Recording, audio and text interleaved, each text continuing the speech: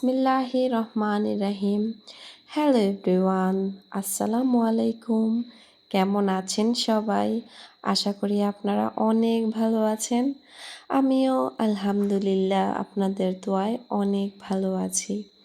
নতুন দিনে নতুন আরেকটা ব্লগ ভিডিও নিয়ে হাজির হয়ে গেলাম।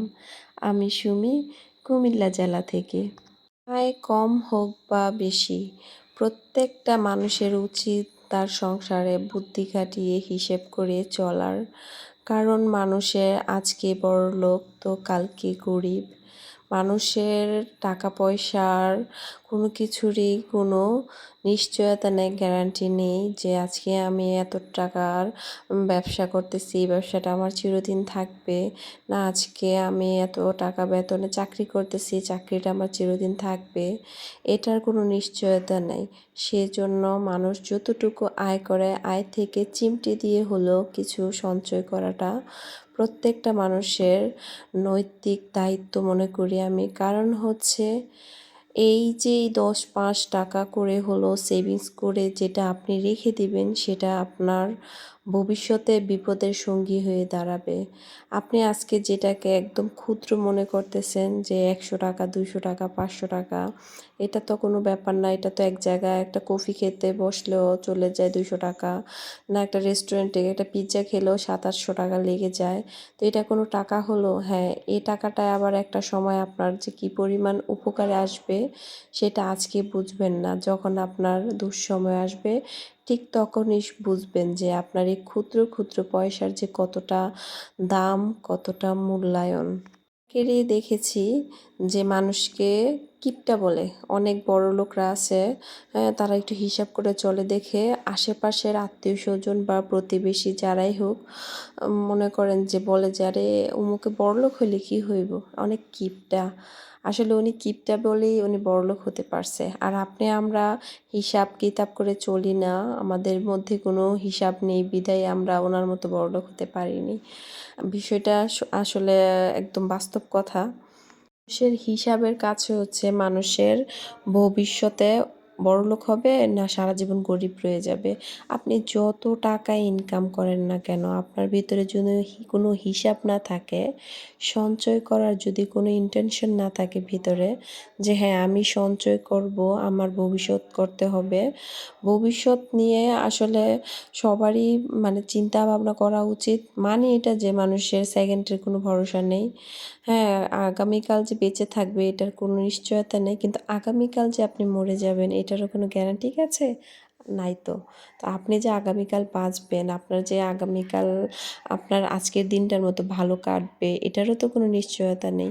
মানুষে যখন নিজে ইনকাম যা করে তাই খেয়ে বেঁচে সমান সমান থাকে, তখন দেখবেন হঠাৎ করে একটা বিপদ আসলে সে মানুষের দুয়ারে দুয়ারে ঘুরতে হয়।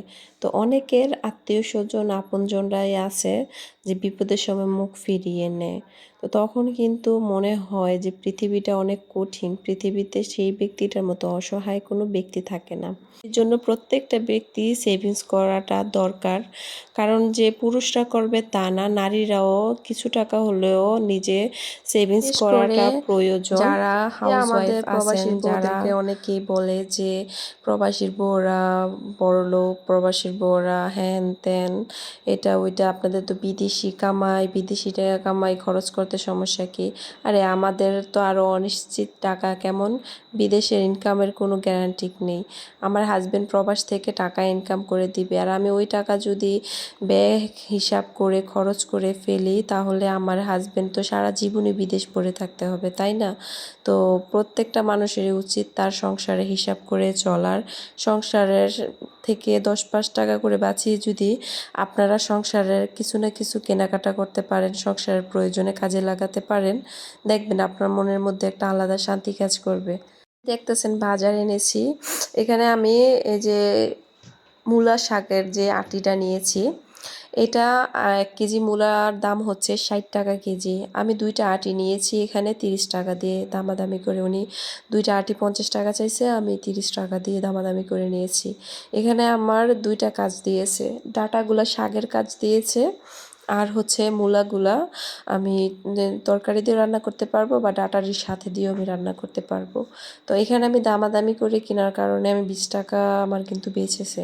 আসলে 20 টাকা অনেকে বলতে পারে ওমা 20 টাকা এটা কোনো টাকা? এটা কোনো টাকা না, আবার এটাও টাকা। এই 20 টাকার সাথে 20 টাকা মিলালে কিন্তু 40 টাকা হবে। তো আজকে আমি একটা মাটির ব্যাংক-টো এনেছি। 10-5 টাকা করে যাই আমি আমার সংসার থেকে বাঁচাতে পারি, বাজার খরচ থেকে বা যাই কেনাকাটা করি প্রতিদিনই তো 300-400-500 টাকার হচ্ছে কিছু না কিছু মানে কেনাকাটা হয়ে যায়, বাইরে বের হলে খরচ হয়ে যায়। আর ওইখান থেকে 10 টাকা, 20 টাকা, 50 টাকা করে থাকে এক্সট্রা খুচরা টাকা। তো চিন্তা করলাম যে এই টাকাটা হাতে থাকলে শেষ হয়ে যাবে, খরচ হয়ে যাবে। তো আমি এটা যদি প্রত্যেকদিন বা একদিন পর পর আমি মাটির ব্যাংকটাতে রাখতে পারি, তো দেখবো যে বছর শেষে আমার কত টাকা থাকে। এটা পুরাটাই আমার সংসার খরচ থেকে। তো ইনশাল্লাহ দোয়া করবেন আমি যেন আমার ব্যাংকটাতে মানে পুরোটা ভরে তারপর ভাঙতে পারি। আমি মাটির ব্যাংকটা পুরোটা ভরার পরে আমি ভাঙবো, আমার চিন্তা ভাবনা আছে। দেখি আমি আমার পুরোটা ভরতে আমার কত বছর সময় লেগে যায়। আর আমি এটা ভরবো একমাত্র খুচরা টাকা দিয়ে, আমার সংসারের বাজার খরচ বা এভরিথিং যাই আছে সব কিছু থেকে বাঁচিয়ে। আমার বেশিরভাগ ভিডিওতেই বলি যে আপনারা টাকা সেভিংস করেন, কারণ টাকা ছাড়া মানুষকে একদম মূল্যায়ন করে না। বর্তমান সমাজটা অনেক কঠিন হয়ে গেছে। আত্মীয় স্বজন টাকা না থাকলে আপনাকে চিনবে না, আর আপনার টাকা থাকলে আপনি যদি রাস্তা দিয়ে যদি একটু ভাব নিয়েও চলেন না, তখন আপনাকে ইচ্ছা করে জিজ্ঞাসা করবে যে কেমন আছেন, কি দেন, খোঁজ খবর নিবে। আর আপনার কাছে টাকা না থাকলে না, আপনাকে যদি দূর থেকে দেখতে পায় তো অন্য রাস্তা দিয়ে চলে যাবে। কথাটা তিতা হলেও বাস্তব। তো সেই জন্য প্রত্যেকটা ব্যক্তি টাকা সেভিংস করা উত্তম প্রয়োজন আমি মনে করি। যে যত টাকা ইনকাম করে সেখান থেকে কিছু টাকা হলেও সেভ করুক। আর আমরা যারা ঘরের ভিতরে থাকি, ঘরের কাজকাম করি, নিজের সংসার চালাই, মহিলারা কিন্তু তাদের ঘরের থেকেই লাখ টাকা সেভ না করুক, অল্প অল্প করে সেভ করেই কিন্তু লাখ টাকা বানাতে পারবে, তাই না? আপনারা চাইলেই আপনার সংসারে, এই যে দেখেন আজকে আমি এখানে 4টা মাছের টুকরা রান্না করতেছি। হ্যাঁ, আমি চাইলে কিন্তু এখানে 6টা 7টা মাছের টুকরো রান্না করতে পারতাম। খাইলে খাওয়ার শেষ নাই, খরচ করলে খরচ করার শেষ নাই। এখানে আমি 4টা মাছের টুকরা রান্না করতেছি, সাথে আমি অন্য কিছু একটা রান্না করে নিব, সবজি বা ভাজি। তাহলে আজকের দিনটা আমার চলে যাবে। আমি কিন্তু আমার সংসারটাকে এরকম হিসাব করেই চালাই। আর মাসের শেষের দিকে আমি আমার সংসারটাকে কিভাবে হিসাব করে চালাই সেগুলো জানতে হলে আমার চ্যানেলটি সাবস্ক্রাইব করে আপনারা পাশে থাকবেন। অবশ্যই আপনাদেরকে আমি দারুণ দারুণ টিপস দেওয়ার চেষ্টা করব, যেগুলো আমি আমার সংসারে প্রয়োগ করি। তো আজকে এখানে আমার বাসায় পটল ছিল 4-5টা, তো একটা কাঁচা পেঁপে ছিল। তো চিন্তা করলাম যে এই পটলটা দিয়েও কোনো একটা রান্না করা হবে না, আর কাঁচা পেঁপে যতটুকু আছে ওইটা দিয়েও হবে না। তো আমি দোনোটা মিক্সড করে আমি 4টা মাছের টুকরো দিয়ে রান্না করে ফেলেছি। তো মাসের শেষের দিকে কিন্তু আমি এভাবেই সংসারটাকে চালাই।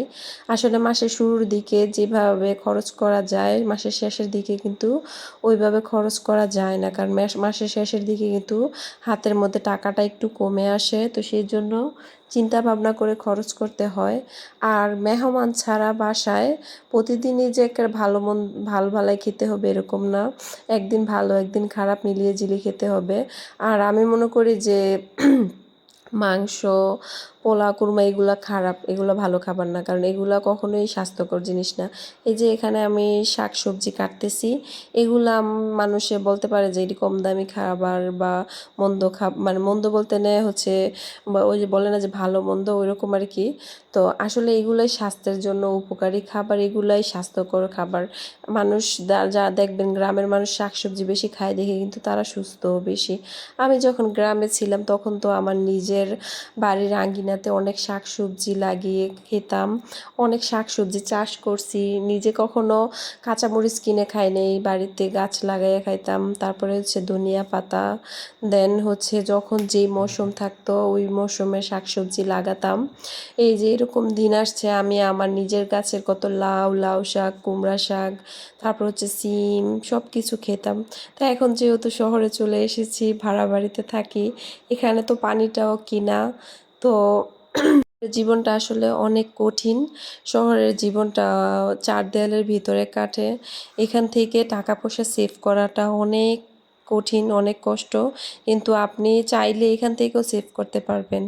আপনার বাহিরে বের হলেন, একটু বাজারের দিকে গেলেন, 2টা বাজার কিনলেন, আপনি রিক্সা দিয়ে না এসে আপনি হেঁটে চলে আসেন। হাঁটলে কিন্তু স্বাস্থ্য ভালো থাকে, হার্ট ভালো থাকে। তো আপনি সুস্থও থাকবেন, সাথে টাকাও সেভ হবে। আপনি বাজারে গেলেন, বাজারে গিয়ে আপনি একটা মৌসুমের জিনিস ফলমূল কিনলেন বা একটা জিনিস দেখলেন যে সস্তা, সেটা একটু বেশি করে নিয়ে আসলেন। নিয়ে আসলে আপনি বেশ কিছুদিন চলতে পারলে যখন এটা দাম বেড়ে যাবে তখন এটা না কিনলেন, তখনও আপনি টাকা সেভ করতে পারবেন। আর মাসের শেষের দিকে আপনি চেষ্টা করবেন যে ঘরের ভিতরে যা থাকে তা দিয়ে মিলিয়ে মিলিয়ে সংসারটাকে চালানোর, যে রান্না বান্না করে বাজারে কম যাওয়ার চেষ্টা করবেন। বাজারে গেলে দেখবেন আপনার প্রয়োজন লাগবে একটা, কিনা হয়ে যাবে 3টা। আপনি চিন্তা করে যাবেন 100 টাকার সদাই কিনবেন, আপনার 500 টাকা খরচ হয়ে যাবে। বাজারে গেলে টাকা প্রচুর খরচ হয়, এটা আমি আমার দিক দিয়ে দেখি। আমি গতকালকে বের হয়েছি, আমার কাছে সাথে 600 টাকা ছিল। আমি চিন্তা করছি যে হ্যাঁ, আমি আজকে শুধু 4টা লেবু নিয়ে চলে আসবো, কারণ বাসায় হচ্ছে গিয়ে আমার সবজি টুকটাক আছে। তো যাওয়ার পরে আমি নিলাম কাঁচামরিচ, ধনিয়া পাতা, তারপরে শসা, লেবু, তারপরে হচ্ছে গিয়ে কলা, তারপরে আর হাবিজাবি কিছু কিনতে কিনতে আমার পুরো 560 টাকা খরচ হয়ে গেছে। যেগুলা কিনেছি ওইগুলা আমি না কিনলেও হতো, টুকটাক টুকটাক করে এগুলা না কিনলেও হতো, কারণ যেহেতু মাসের শেষের দিকে এখন টাকাটা হাতে কমে এসেছে। এখন তো আমি মাসের বাকি 10 দিন আমার সুন্দর মতো চালাতে হবে। আমি যদি একদিনেই সব টাকা খরচ করে ফেলি, আগামীকাল যদি আমার কোনো প্রয়োজন হয় তখন আমি ধার দেনা করতে হবে। আর আমি এই মাসে যদি 500-1000 টাকা হলো দোকান বাকি করি বা ধার দেনা করি, সামনের মাসেও আমার এই 500-1000 টাকা দিতে গিয়ে সামনের মাসে হচ্ছে আমার আবার গ্যাপ পড়ে যাবে। তো এই গ্যাপটা পূরণ করতে করতে কিন্তু আমার আর টাকা সেভ করা তো দূরের কথা, আমার সংসার চালাতে হিমশিম খেতে হবে। যেহেতু আমাদেরকে একটা নির্ধারিত অ্যামাউন্ট দেয়, যদিও প্রবাসীর বউ হয়ে থাকি তারপরেও আমি একটা হিসাবের ভিতরে চলাফেরা করার চেষ্টা করি।